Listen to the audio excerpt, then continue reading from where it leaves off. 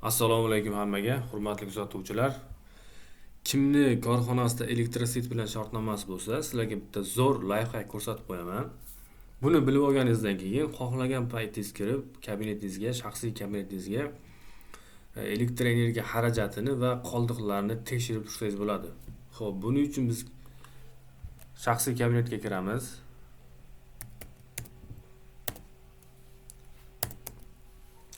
head.uz degan sayt.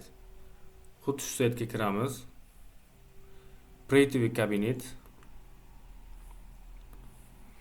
E'tibor qiling, maishiy iste'molchi bu jismoniy shaxslar uchun. Bizda yuridik shaxs, yuridik iste'molchiga o'tib olamiz va login parolni teramiz. Login parol har bir yuridik shaxsda bo'ladi. Agar siz bilmasangiz, o'sha o'zingizni tuman elektrositga telefon qilib, login parolni bilib olsangiz bo'ladi. Kirish.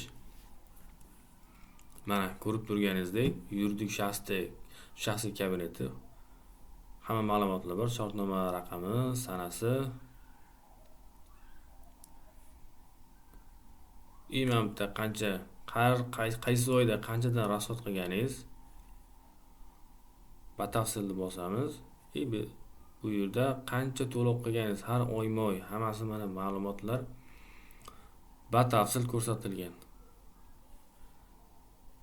Bemalol kirib, xohlagan paytingiz ko'rib, kontrol qilib tursangiz bo'ladi.